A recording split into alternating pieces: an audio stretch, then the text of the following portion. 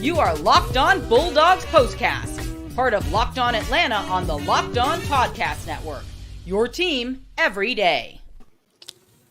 Every single day and every single way, Georgia just absolutely methodically smoked Florida. Welcome to the Locked On Bulldogs POSTCAST, your home for the best dogs talk. It's local insight you can't get anywhere else but right here at Locked On. I am your host, Tenitra, Batiste, and alongside me is Jarvis Davis. This episode is brought to you by Game Time. Download the Game Time app, create an account, and use code Locked On College for $20 off your first purchase. Jarvis.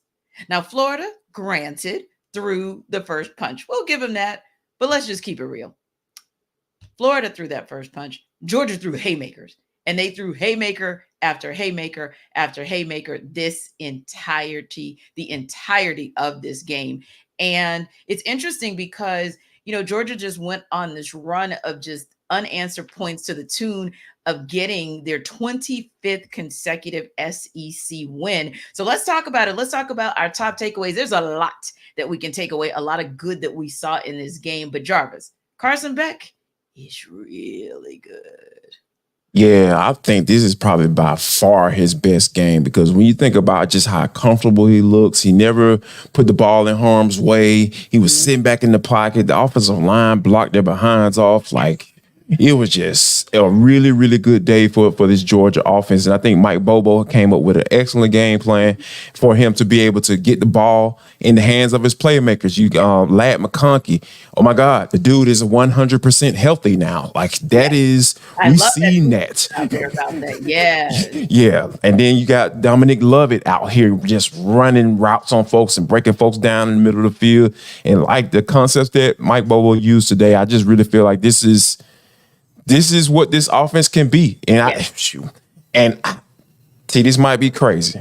It might be crazy. And you can correct me if I'm falling off the board.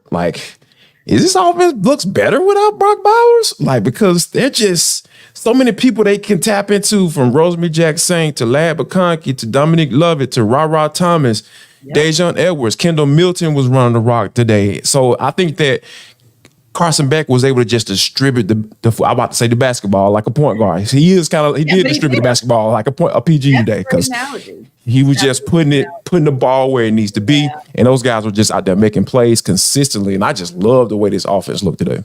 Yeah, and I think you make a great point. Couple things there, and we're going to talk a little bit more about that O-line because we don't talk about the big guys up front enough. So we'll talk about that when we go between the hedges, the Jayville edition. But ultimately, I think you're absolutely right that it's not so much that the offense looks better without Brock Bowers, but it forces everybody to be better without him. And it kind of reminds me of what you and I talked about last week, along with our guy Aaron Freeman and Tori McElhaney on our Atlanta Falcons Atlanta football party. There we go. Get it out there. I want to say Falcons, but it's really the Atlanta football party. And the thing that we talked about was whether or not the run game looked better without Bijan Robinson. And we said, of course not. Bijan is that guy, but Cordero Patterson and Tyler Algier just stepped it up when they had to. I think this was the same thing. I think Brock Bowers is that guy who's standing on a podium in December, if not for that injury. So everybody else said it. They've been talking about it all week. And literally in having that conversation, you look at Lad McConkey, like you said, 6 receptions, 135 yards, his best game since his Auburn game back in 2021. You also tweeted this, a 100% healthy Lad McConkey. That's who you got an opportunity to see today. And when he's healthy, he goes off.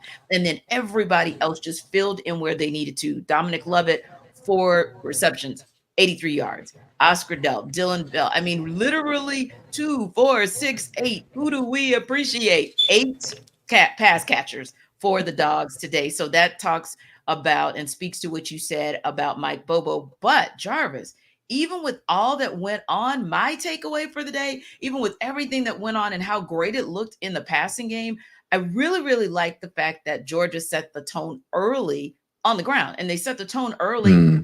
Daijun Edwards, that was exciting because we do know that this is a different Georgia team in that this offense has a pass game that sets up the run as opposed to vice versa, right? Which is fine. Right. But when you start talking about getting into the SEC championship game and you talk about getting into the college football playoff and what begins to help teams to distinguish themselves, or if there's a tight game, help them to really wear down that defense, it's your run game. So that's what I really enjoyed seeing. I wanted to say my takeaway was 38 carries, 171 yards, and 3 touchdowns on the ground. That was something to behold. Yeah, when you see guys like Daijun Edwards, getting off like he did and coming back from that South Carolina game, it was a little shaky. All right, who's going to run the football? Who's going to be that guy? And I said from the get-go, once Daijun Edwards is healthy, he's going to be that guy. And I really feel like he has taken on that leadership role in that running back room, and he has run with it, like literally, pun intended. And I think that for him to be able to come into a game like this and have 2 touchdowns in the first half, you just kind of look at it like, okay, you understand what type of game this is going to be. And still, like you said, Georgia was still able to put their pass game on display. So it was like a nice balance for you to be able to say, hey, we know that our passing game and the pass catchers and the playmakers that we have on the outside, that it's going to carry us to this SEC championship without Brock Bowers, but we still can run that football. And I think that's what you saw when they gave Daijun Edwards that football, and he just kind of ran with a purpose. And I just think that Florida was in a space where, like, once they went on that first drive, like you mentioned earlier, like they were throwing everything at. I'm talking about motions and having multiple people running in different directions and throw. Pass to this dude, go run to the sideline, give it to the coach, let him pass it back to you. Like, it was just so much going on. I was just like, Florida they understand they knew what time it was. They knew they were going to have to catch Georgia off guard, and they did for that first drive. And then I actually tweeted with Clint of Locked On Bulldogs. I was just like, yeah, man, just weather the storm. All you got to do is weather the storm, and then you actually saw it, and you just saw the doggone the big boys came on in and said, hey, I understand all that cute stuff, but we're better than you, and we're going to show you to the tune of 26 straight points. And you are absolutely right. That's when you said, okay, wow, that was the best punch.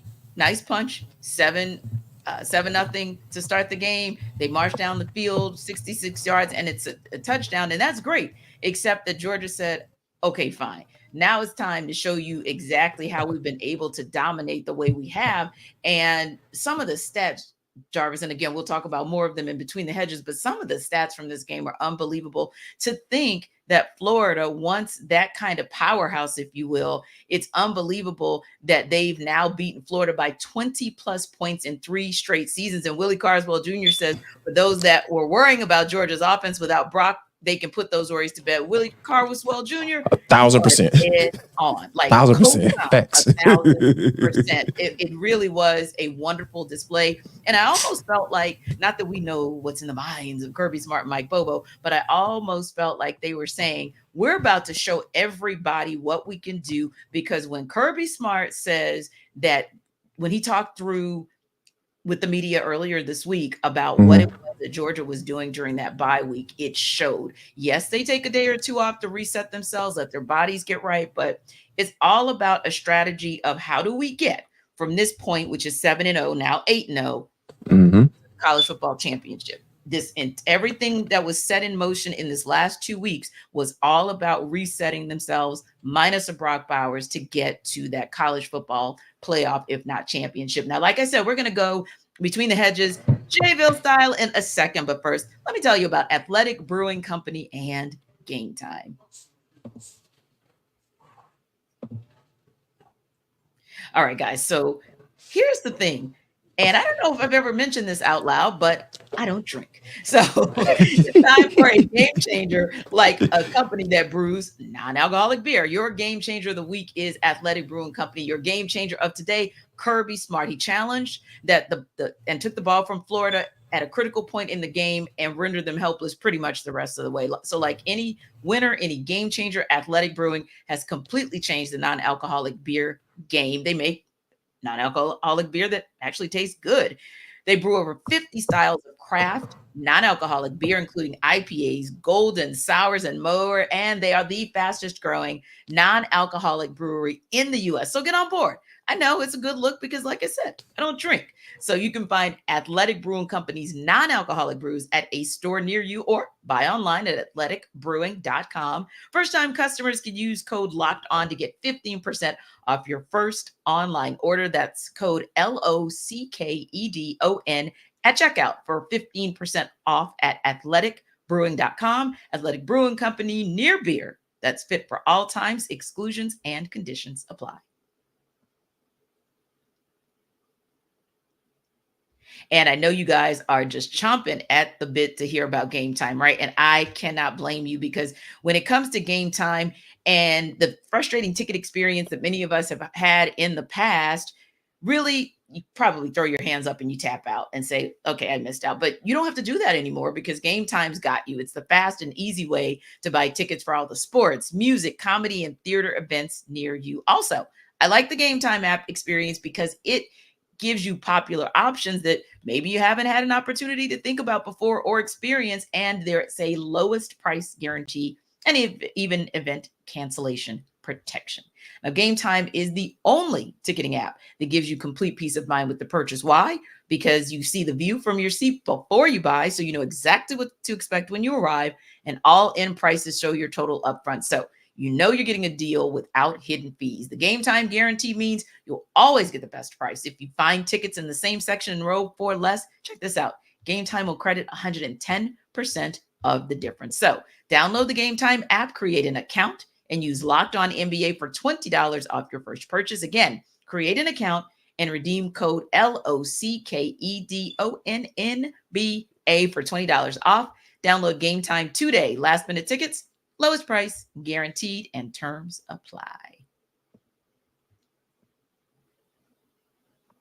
All right, guys, we know you want to talk about that smoke that happened in Jacksonville today. Yes, all of it. It was all the smoke. Now, Jarvis, I'm going to switch it up because I know you're a big guy who loves what happens in the trenches. So when you look at those numbers that we were talking about earlier, and we look at just an amazing day on the ground and in the air, 171 yards on the ground, 315 yards in the air. You don't do that without your offensive line standing up strong. And everybody knows it was the question of, will it be Amarius Mims that goes? Will it be Xavier Truss that goes? Will it be a freshman that goes? Like, what's going to actually happen at the right tackle position? But here's the good thing. It didn't matter who was out there today. That O-line stood up, Jarvis. O-line stand up. Anytime I hear and my homeboy Cedric Van Pran's name, I'm smiling. Because that means that the O-line has done its job. The cerebral guys that literally set the stage for everything that goes on. Jarvis, they showed up big today. Huge. When you think about these type of matchups and rivalry games, I think back to like when we used to play in our big rivalry game against Fort Valley State, when I was down there at Albany State University, the unsinkable Albany State University. Going into those games, we knew, hey, like both teams want to run the football, and it's about a matter of whoever's able to run the football and control that clock, they're going to win that game. And I think that coming into the Georgia-Florida game was the exact same way. And I feel like Kirby Smart put an emphasis on saying, hey, we want to run this rock. We want to control this game. And you saw guys like Xavier Truss, once we found out that he was going to be the starter, he was out there doing his thing. Thought Tate Ratledge. You saw Cedric Van Pran, and shout out to him for wearing 77 today as an ode to his former teammate, Devin Whitlock. So, rest in peace to him. So, the shout out to him, because those guys up front, and then they still doing the rotation with Michael Morris and Dylan Fairchild, and it's working out, and Green at the left tackle spot. So those guys just went into this game with a mindset of, hey, we have to win up front in order to take control of this game. And that's what you saw. You saw it consistently too, T, like whether it be in the pass game and in the pass game as well, because like I said, Beck was clean. He was clean outside of a few hits from time to time.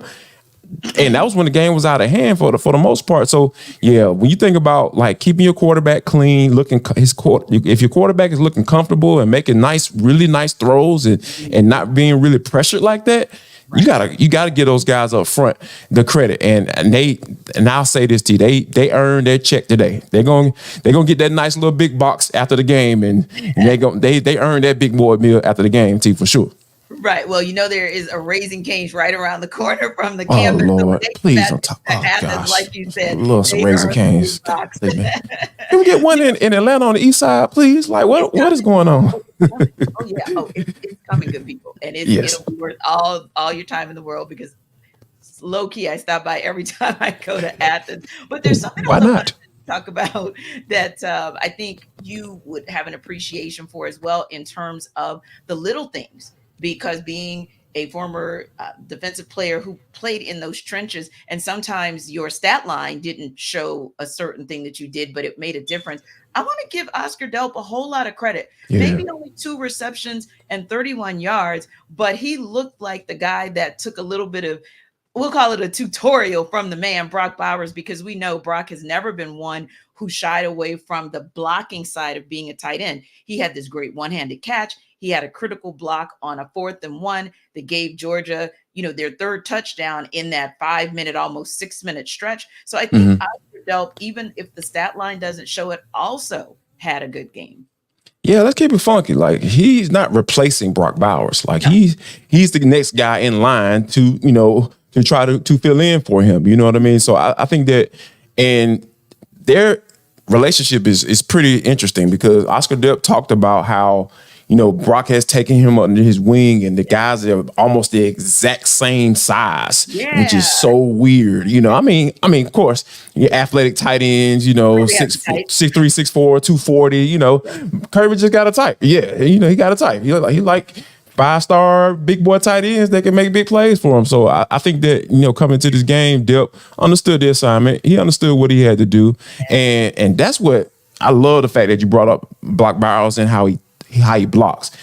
That's what makes him so great. That's what makes him to be in that top 5 type conversation, because he's so good at blocking, and he's so good at with the football in his hands and making plays. So you combine all that together, Oscar Delp understands that, hey, in order for me to be great, I got to be able to take every aspect of my game and try to elevate, right? And try to, or emulate, what I see from Brock Bowers, and Brock Bowers is definitely taking him under his wing. So yeah, like that block on the goal line, I even though, the tackle got most of that work, but he got a half a pancake, you know what I mean? So those are some of the things that you just really appreciate from young players, because, all the stats and all that stuff, that's all cool and all, but when you talk about being an important piece to an offense, like, taking blocking seriously will get you there. It'll get you to that point where you're that most important piece that everyone is talking about.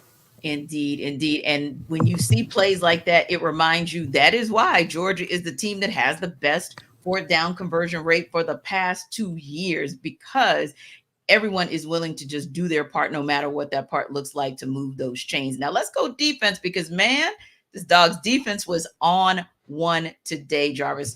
Through the 9:27 mark in the 3rd quarter, Florida had 8 negative yardage plays. 8 negative yardage plays. Unbelievable. Now, oddly enough, this was the first game this season where this was the first time the Dogs had a fumble recovery, and they took advantage of it in a short field. But also, we finally saw them get home. Like, they were getting home today, which I know you appreciate a whole heck of a lot. But, the Florida offense, of course, after that first touchdown and that first possession, next 5, 13 yards, 6 yards, -14, -6, 2 yards. How did this defense get it done with such dominance?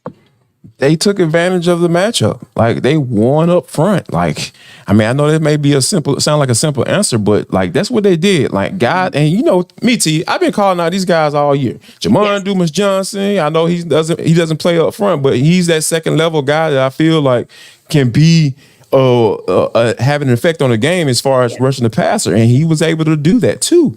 And Michael Williams and guys like Jalen Walker. Oh my God, this dude is so freakish, T. Like, that one play, and like he got a little tackle on the sideline, but it was one play where they had dropped back the pass and they swung it out to the right, to the flat to the right, and Jalen Walker was lined up over the left tackle on the offensive side of the football. So, and they threw it to the right offensive side of the football.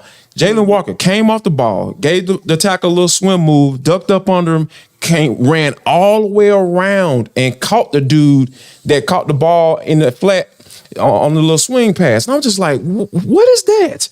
Like, we talk about motor, not stopping and continue to go after the play. That's Jalen Walker. Like, that dude is something else. And just to see those guys get after it like that, those were those type of games. They're just so fun when you get into those rivalry games and you know what time it is and everybody understands who's watching this game. Like, you know where this is headed, right? And those guys out there just getting those stats and just padding them up. And I just love to see those guys out there getting after it. And it was just a beautiful thing to see. This is the evolution of this defense that I've been talking about. I've been trying to pound the table for. Like, all right, guys, we understand that you guys don't give up that many points, but dog it, y'all need to be able to create some turnovers and put the quarterback on the ground. And we saw that today.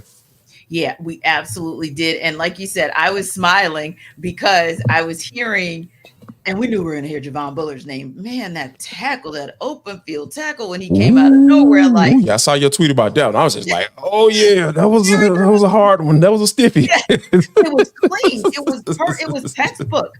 It was absolutely textbook. But yeah, my heart went out to that guy. I was like, ooh, sorry to this. Oh, little tink, little freshman, little freshman, getting a little first little taste of the Georgia Florida rivalry. Oh, like, see you next year. Right. Yeah. We'll see you next year.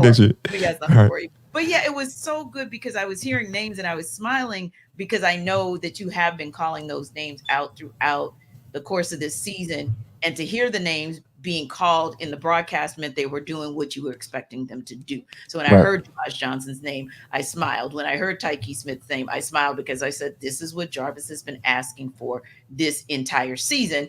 And to see it right now, I love it also because this is a trending up type of defense. And this is what you want to see as you go into the quote unquote back half of your season.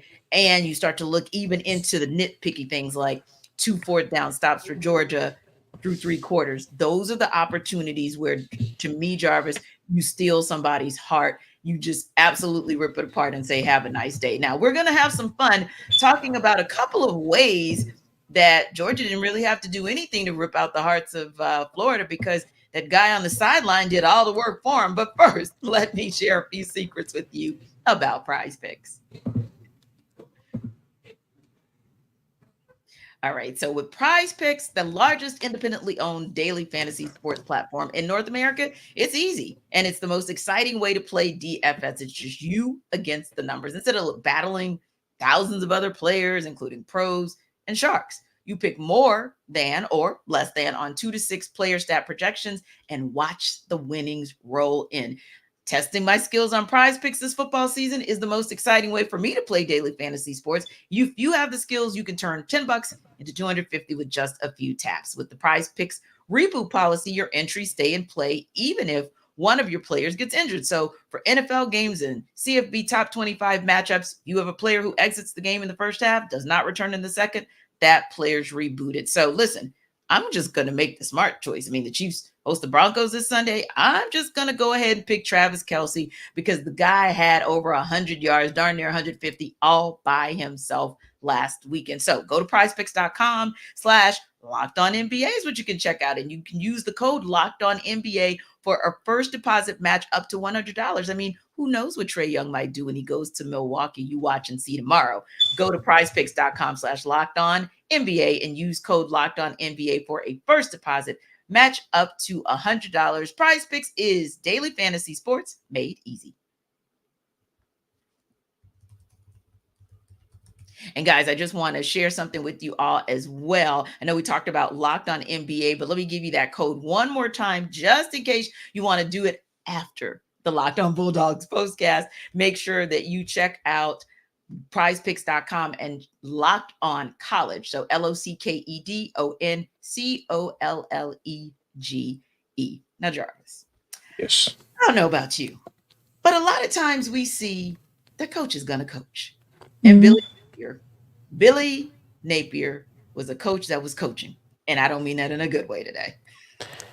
Like Billy Balls Napier, like, what are you doing, sir? Like, I don't understand. Like, why would you go for it on 4th down? And then you got super cute with the whole running back trying to pass the ball left-handed. Smell Monday said, "No, dog, I got you. Don't even worry about that. I'm about to put you down, and we about to get this ball and go ahead and score a touchdown." So yeah, it's like that's the thing that you talk about. Like, I said that, coming to this game, I said that Florida had to start really, really fast, like to the point where they had to score some points before they even got to the stadium. And they did that. They started off really quickly. Like Georgia was trying to figure it out. They didn't know what was going on. Glenn Schumann and Will Muschamp was like, all right, okay. All right, listen, we see what you got now. But, I mean, ultimately, we know what happened. But I think that, like, when your team got that type of momentum, you have to continue to play the game. Just play the game. And I think he's just overcoached in that particular moment. Like, that's not aggressive. That's just dumb. Like, I mean, I understand. Like, hey, you trying to beat your rival and all that stuff, but that's just dumb. Like, you put your team in a very bad situation, and it was all down here from there. Not saying that wasn't going to happen anyway. But you started it sooner. So, yeah, Billy Balls Napier, yeah, man, you put your team in a really, really bad situation by going for it on 4th down, because I understand this. You woke up that giant like a lot quicker than what you were trying to do. So, yeah, that was just a horrible decision by Billy Balls. Like, Billy Balls was just out there just kind of free willing. Just let me be quiet before I say something that I don't need to be saying to you. You're probably looking at me like, what you talking about? Like, yeah, no, I agree with you, because he was really, he was free-spiriting a little too much. And I think it was one of those things where, like you said, we get it. Florida knew that they were going to have to do everything, pull out all the stops, start to finish in order to have a chance in this game. And it worked. But it only worked one possession, and then it didn't work. And I think when it didn't work, you may have wanted to try to go back to something traditional. You can run on Georgia. You supposed, I mean, teams run on Georgia. You might have wanted to try that. That might have been your better move, because at least if you do run on Georgia, maybe you have an opportunity. Again, not that I thought they were going to win, but I'm talking more about an opportunity to at least keep this thing close until maybe in the 4th quarter and kind of their offense off the field. Right. Those are the types of strategic moves, your true chess game and not checkers. That's what you do in these situations. You don't go and, like you said, go on a 4th down, and then you got your poor running back scurrying, and he can throw, but he's throwing left-handed and he's wide open for anybody to just come for him, which they did. Those are just not smart coaching moves. And then you put your team on the heels, and they're kind of looking at you like, okay, so what is it that we're supposed to do? And the answer is, I don't know. That's kind of what it looked like. So, but hey, Missouri is watching. Missouri, I'm sure they watched to see how this game was going to go and kind of some takeaways. I don't think Missouri wants to start this way. Yes, they will have to start quickly, especially because that game is in Athens. You do not want to mess around between the hedges. But ultimately speaking, Jarvis, this team really, really is functioning on all cylinders. So I don't know what number 16 is going to be able to do, but Missouri, you got 7 days to figure it out. Yeah, it's like, because this new look offense, so to speak, and I put that in air quotes for my folks listening on the audio version of this podcast. You can find it wherever you download your podcast, by the way. Yeah, I think they got a lot on their hands. Like these next few matchups, Missouri, Ole Miss, they in Tennessee, y'all got something on y'all hands, because Carson Beck is in a nice little groove right now. Like I said, the offensive line is blocking great. So, this is going to be a very interesting matchup. It's a SEC East implicator for sure. And I think that, Georgia is definitely going to be up for the task, because this is, like I said, you're at home. And I think that Missouri is going to have to come up with a nice game plan in order to stay in this one. But, I think Georgia is going to be ready to roll. Indeed. Well, listen, we appreciate you guys stopping by the Locked On Bulldogs postcast. It's your home for the best dogs talk, and the party continues tomorrow with the Locked On Falcons postcast. We'll see you.